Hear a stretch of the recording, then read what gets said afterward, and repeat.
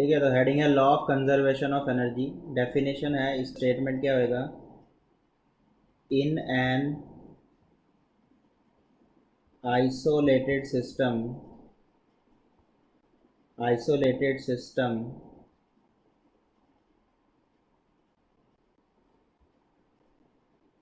Total energy of the system, कौन सी energy? Mechanical energy of the system is remains conserved, या same रहती है।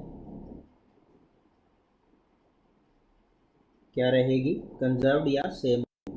टोटल एनर्जी की बात हो रही है। टोटल एनर्जी क्या होती है? Kinetic energy plus potential energy. इसका सम जो है वो क्या रहेगा? हमेशा कांस्टेंट रहेगा।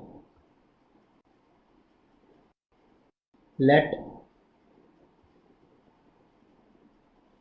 Del K equal to change in potential energy, kinetic energy. Delta K मान लिया मैंने, चेंज आया किस में? काइनेटिक एनर्जी में। डेल जो है चेंज के लिए लिखा जाता है। And del U also change in potential energy.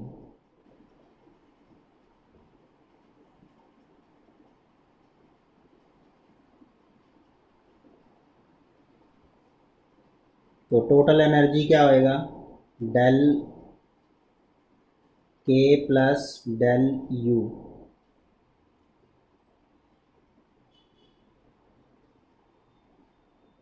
Total energy ये हो जाएगी, डेल कॉमन आ जाएगा तो क्या आएगा? के प्लस यू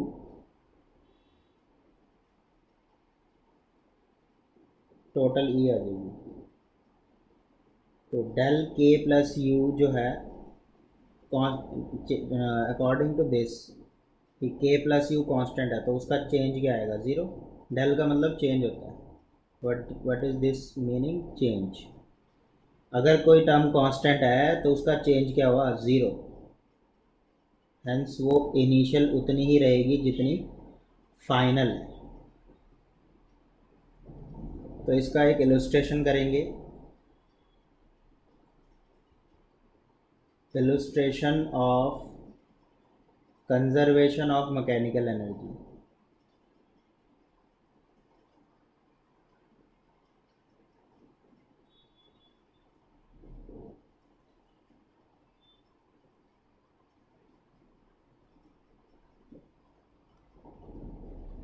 सपोज करो एक बॉडी ए पे है, एच हाइट पे,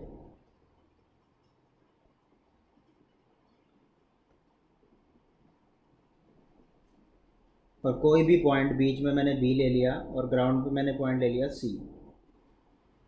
तो टोटल मैकेनिकल एनर्जी इन तीनों पॉइंट पे सेम होगी। तो initially object at rest at the point A. Let us suppose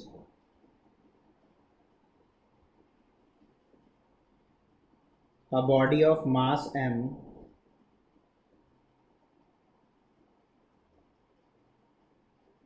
is at rest at point A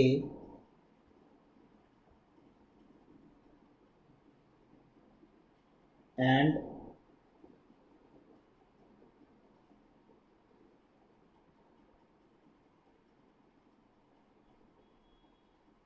falling down, नीचे गिर रही है, रेस्ट पे है पहले।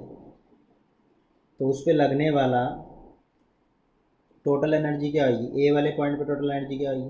Kinetic energy plus potential energy. Kinetic energy A वाले पॉइंट पे ज़ीरो होगी, क्यों? क्योंकि वेलोसिटी ही ज़ीरो है वहाँ पे।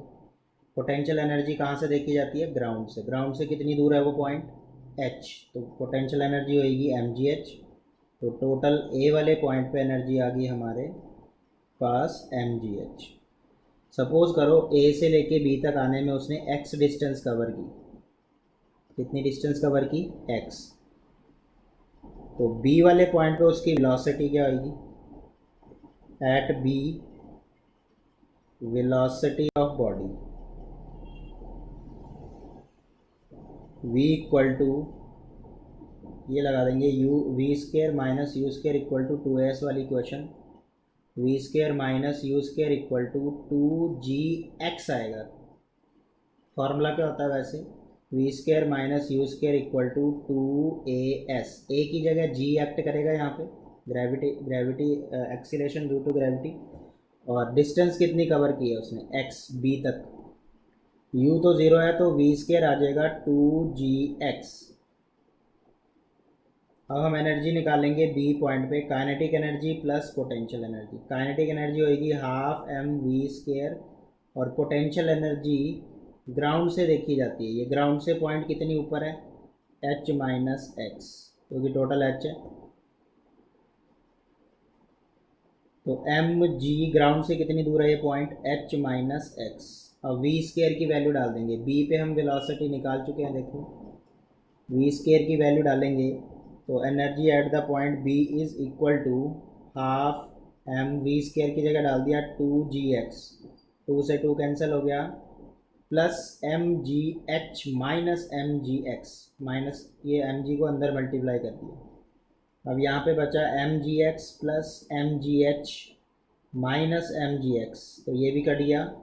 तो energy at the point B पे आ गया हमारे पास एम जी एच। तो बी वाले पॉइंट पे भी वही एनर्जी आई जो ए पे थी।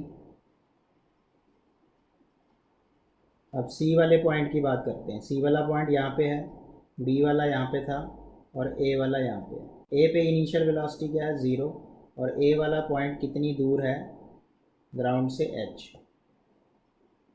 तो सबसे पहले वेलोसिटी निकालेंगे। Again velocity at C, formula लगेगा V square minus U square equal to 2g। अब डिस्टेंस कितनी कवर कर रहा है ओवरऑल, h, ऊपर से देखना है ए से।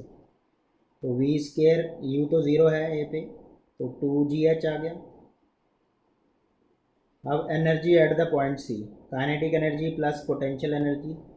काइनेटिक एनर्जी होगी half M V square, potential energy M G H 0 है, देखो क्यों, सी वाला पॉइंट ग्राउंड पे ही है, और पोटेंशियल एनर्जी में हाइट कहाँ से देखी जाती है, पॉइंट की ग्राउंड से। तो ई सी इक्वल टू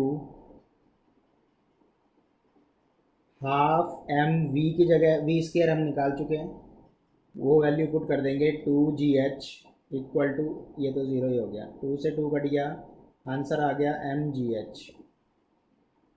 तो हर पॉइंट पे एनर्जी क्या आ रही है, सेम आ रही है।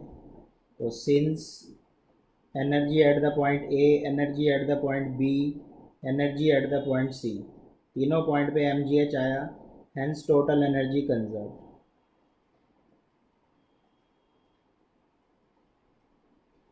Hence total energy is conserved.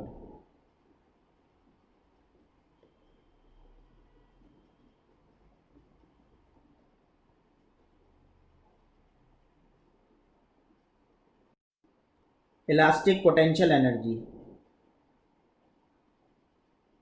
ये इलास्टिक पोटेंशियल एनर्जी कब होती है, जो ऐसे मटेरियल जो इलास्टिसिटी को रिप्रेजेंट करते हैं या जिनका बिहेवियर इलास्टिसिटी जैसा होता है, उनकी एनर्जी को बोला जाता है इलास्टिक पोटेंशियल एनर्जी। जैसे एग्जांपल दें, रबड़ हो गया, स्प्रिंग हो गया, इवन मैं बताऊं ऑल सारे जिनमें मटेरियल हैं, जितने भी मटेरियल हैं वो इलास्टिसिटी को ओबे करते हैं, वो सभी में इलास्टिसिटी होती है, किसी में ज़्यादा हो सकती है कम, लेकिन होती सब में है। जिसमें इलास्टिसिटी नहीं है मतलब वो ईजिली ब्रेकेबल है। तो consider elastic string obeying Sir, Ohm's iron. law Yeah. with negligible mass, whose one end is tied rigidly to a wall as shown in the figure. Other end of the spring of the block of mass m has been tied. तो ऐसा एक diagram है, तो यहाँ पे आपको नज़र आ रहा है स्प्रिंग का एक पोर्शन जो है वॉल से कनेक्ट है, जो कि फिक्स्ड है। तो देखो जैसे ये स्ट्रिंग है, इसका वन एंड जो है ऐसे वॉल से कनेक्ट है, फिक्स्ड है ये, और दूसरे एंड पे एक मास लटका हुआ है। x इक्वल टू 0 मतलब स्प्रिंग अभी स्ट्रेच नहीं हुई है, ना ही कंप्रेस हुई है। अब हमने दूसरे डायग्राम को देखें तो ये मास थोड़ा सा आगे शिफ्ट हो गया, कितना शिफ्ट हो गया, x अपनी ओरिजिनल पोजीशन से। कहाँ से शिफ्ट हुआ होगा, हमने इसको फोर्स लगाया है, अप्लाइड फोर्स, या कंप्रेस भी कर सकते हैं। तो स्प्रिंग की मेन पोजीशन पे ना एक्सटेंशन होती है ना कंप्रेशन होती है। एक्सटेंशन के लिए भी आपको एक्सटर्नल फोर्स लगाना पड़ेगा, कंप्रेशन के लिए भी आपको एक्सटर्नल फोर्स लगाना पड़ेगा। तो जो भी स्प्रिंग को हम खींचते हैं, तो इसको समझने के लिए सबसे पहले आपको हुक्स लॉ समझना है।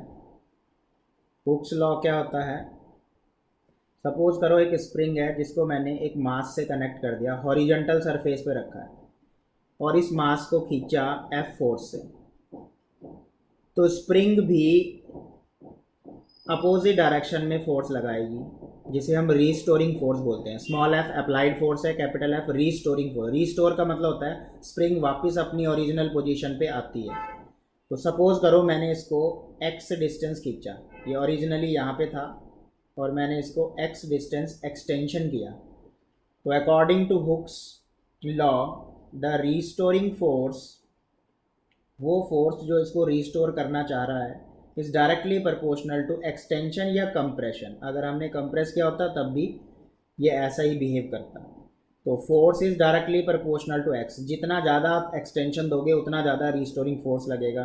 प्रोपोर्शनल का साइन आके यहाँ पे के लगता है, माइनस साइन डायरेक्शन के लिए आया कि जहाँ आपका अप्लाइड फोर्स है उसके अपोजिट रीस्टोरिंग फोर्स लगता है।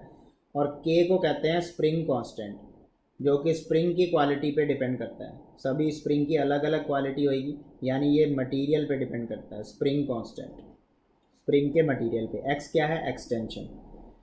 तो ये हुक्स लॉ के हिसाब से लगने वाला रिस्टोरिंग फोर्स है। यहाँ से मैं के की वैल्यू निकाल सकता हूँ, F by X, minus sign indicate only direction.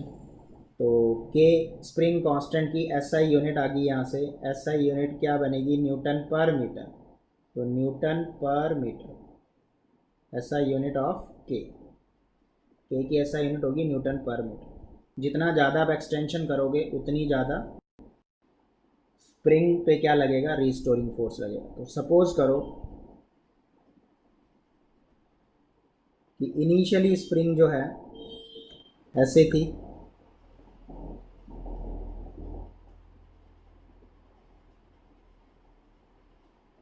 इसे कहते हैं मीन पोजीशन, अभी स्ट्रेच नहीं हो रही है, क्योंकि हमने इसको स्ट्रेच किया और यहाँ पहुँचा दिया। क्या अप्लाई किया है? Applied force. तो हमने इसको एक्स एक्स एक्सटेंशन दी है, एक्स खींचा है, तो एक रीस्टोरिंग फोर्स जनरेट हो जाएगा। फर्दर मैंने इसको थोड़ा सा और खींचा, छोटी स्मॉल डिस्टेंस के लिए। ये मेन पोजीशन थी, ये एक्स वाली पोजीशन थी, और फर्दर इसको थोड़ा सा और खींचा गया, जिसे मैं डी एक्स बोलूँगा। डी एक्स और खींचा तो उतना ज़्यादा रिस्टोरिंग फोर्स लगेगा। इस सिचुएशन में x इक्वल टू 0, दूसरा एंड जो है वॉल से बंधा हुआ है।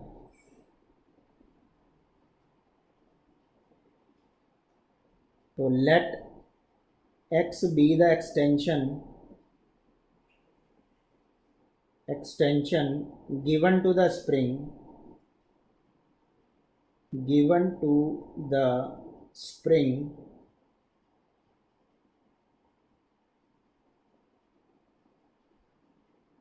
by pulling the mass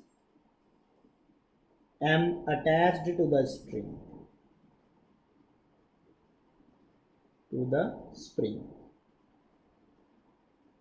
Then according to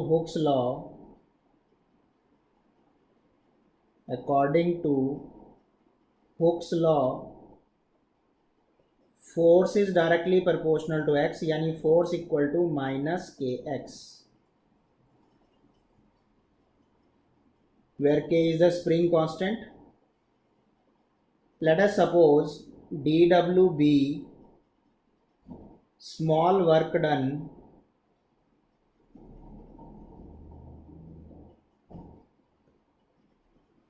in further small extension dx against the restoring force लग रहा था, हम उसके अगेंस्ट काम कर रहे हैं। Against the restoring force.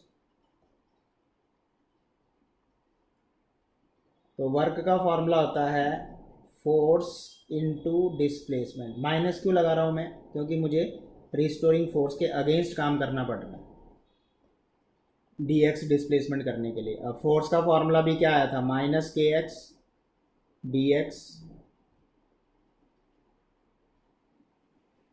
Integrating both side D W equal to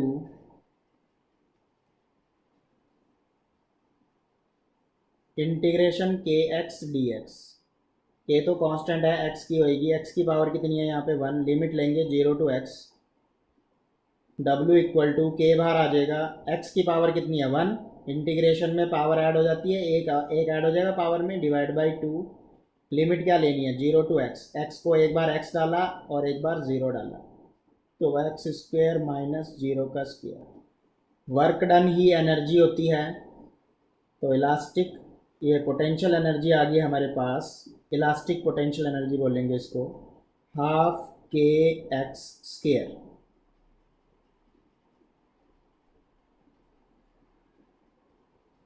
this is expression for elastic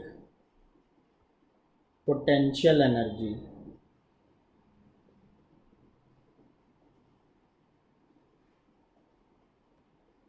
note याद रखेंगे, अगर हमने इसको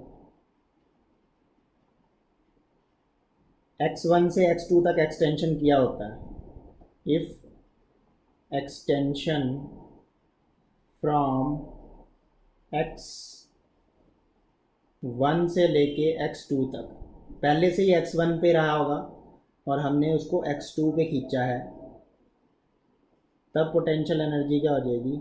x1 से x2 के लिए, तब ज़ीरो नहीं लेंगे, अभी तो मैंने मीन के लिए लिया, तब लिमिट होएगी x1 से x2। तो वर्क का फॉर्मूला हो जाएगा के एक्स स्क्वेयर बाई 2। लिमिट क्या लेनी पड़ेगी फिर? x1 से x2, यानी ये आ जाएगा हाफ के x2 का स्क्वेयर माइनस x1 का स्क्वेयर। वर्क डन ही क्या है? एनर्जी है।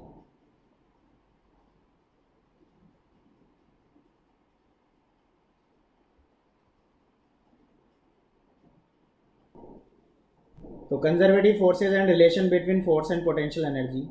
सपोज करो F कोई कंजर्वेटिव फोर्स है। कंजर्वेटिव फोर्स की वजह से वर्क डन क्या होता है? पाथ पे डिपेंड नहीं करता है, इनिशियल और फाइनल पोजीशन पे डिपेंड करता है। सपोज करो F फोर्स लग रहा है किसी बॉडी पे और उस पर डिस्प्लेसमेंट हो रही है डेल्टा एक्स, तो वर्क डन का फॉर्मूला क्या होता है? फोर्स इंटू डिस्प्लेसमेंट, यानी F इंटू डेल्टा एक्स। और वर्क डन ही क्या है? Change in kinetic energy. तो वर्क डन को ही हम क्या लिख सकते हैं? डेल्टा के। तो delta K is change in kinetic energy according to work energy theorem. उसके बाद law of conservation of mechanical energy क्या कहता है कि डेल्टा के और डेल्टा यू दोनों का सम जो है वो ज़ीरो है, क्योंकि del K plus U equal to zero. यही तो प्रूफ किया था हमने law of conservation of energy में कि ये कांस्टेंट है, के प्लस यू कांस्टेंट है, यानी उसके चेंज को हम ज़ीरो लिख सकते हैं। तो डेल्टा के की वैल्यू, ये वाली इक्वेशन को 2 बना लो, इसको फर्स्ट बना लो। सेकंड वाली इक्वेशन से डेल्टा के की वैल्यू थर्ड वाली इक्वेशन में पुट कर लो। डेल्टा के की जगह डाल दिया F into delta x, delta U को ऐसे रखा, अब डेल्टा यू दूसरी तरफ जाके माइनस हो जाएगा और फिर एफ का जो डेल्टा एक्स है वो उसके अपॉन में चला जाएगा। Delta X tends to zero, इस एरो को क्या पढ़ते हैं? टेंड्स टू ज़ीरो या अप्रोचेस टू ज़ीरो। अगर डेल्टा एक्स ज़ीरो को अप्रोच कर रहा है, इसका मतलब होता है ज़ीरो के काफ़ी करीब इसकी वैल्यू है। तो आप सीधा सीधा दोनों डेल को हटा के डेरिवेटिव लिख सकते हो। दोनों डेल को हटा के क्या लिख देते हैं हम? D by D x. आपको ये याद रखना है, जब भी किसी टर्म के साथ del U by del X लिखा हो तो उसका मतलब सिंपल डेरिवेटिव होता है, इसलिए क्योंकि हम डेल्टा एक्स को बहुत छोटा मानते हैं। क्या मानते हैं? डेल्टा एक्स, डेल जिसके साथ लग जाता है ना वो जीरो को अप्रोच कर रहा है, मतलब वो बहुत छोटा है, यानी उसको हटा के आप सिंपल डेरिवेटिव कर लो, ये मतलब है इसका। उसको हटा के आप क्या कर लो? सिंपल डेरिवेटिव कर लो। तो ये रिलेशन आ गया। इसी को पोटेंशियल ग्रेडियंट भी बोला जाता है, या ग्रेडियंट ऑफ पोटेंशियल एनर्जी। अब ग्रेडियंट वर्ड जब भी यूज़ होएगा, ग्रेडियंट का मतलब होता है डिस्टेंस से डिवाइड कर दो। Gradient of potential energy, gradient word जहाँ भी यूज़ होएगा उसका मतलब है कि आप डिस्टेंस से डिवाइड कर दो। यहाँ पे पोटेंशियल एनर्जी के अपॉन में dx है, इसीलिए इसको ग्रेडियंट ऑफ पोटेंशियल एनर्जी भी बोला जा सकता है।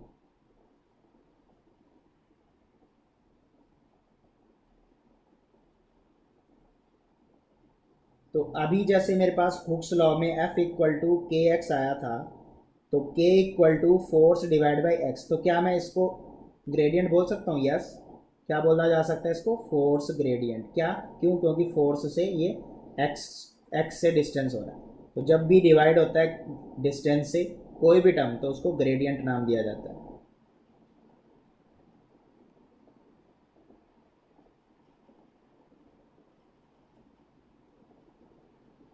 तो अब हमारे पास पोटेंशियल फोर्स का फॉर्मूला आ गया, F equal to minus D U over D X, और हमने U पोटेंशियल एनर्जी निकाली है स्प्रिंग की। कितनी निकाली थी अभी स्प्रिंग की एनर्जी? हाफ के एक्स स्क्वायर। अब आपको डेरिवेटिव करना है। डेरिवेटिव में क्या होता है? हाफ के कॉमन आ जाएगा, उसका कुछ नहीं करेंगे। और एक्स स्क्वायर का कैसे करते हैं? 2 आगे आ जाता है, एक्स की पावर 2 माइनस 1, इस 2 से ये 2 कट जाएगा। देखो फोर्स फिर से वही आ गया।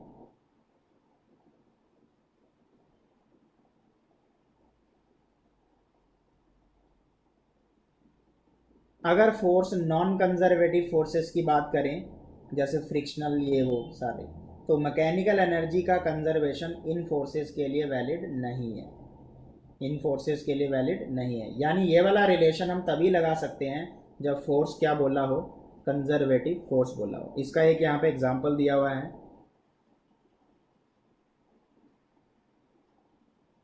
एग्जांपल ले लेते हैं हम खुद। सपोज करो मैंने आपको बोला the potential energy of a body is x cube minus 2x स्क्वायर plus 2। Find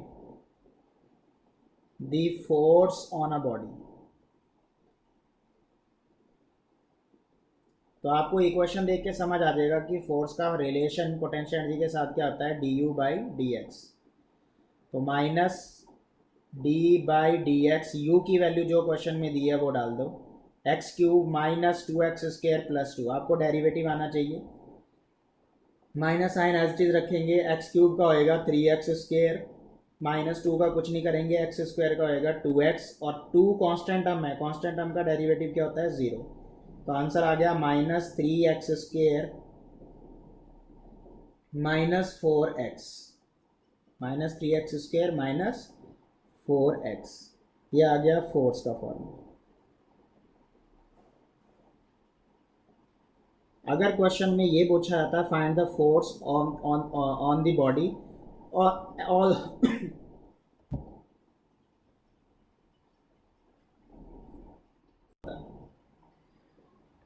for maximum force, तो F equal to minus D U over D X को 0 डालना था। अगर क्या पूछा होता? मैक्सिमम फोर्स, तो डेरिवेटिव करके जो भी आंसर आया उसको 0 डालना। क्या आंसर आया मेरा? Minus 3x square minus 4x, minus minus plus हो जाएगा, ये यहाँ पे बाहर वाला माइनस जाएगा ना अंदर, तो इसको मैंने क्या डालना है? 0। तो यहाँ से मेरे पास x की वैल्यू आ जाएगी 4x equal to 3x square, x से x कट जाएगा, यानी x इक्वल टू 4/3 पे फोर्स क्या है? मैक्सिमम है।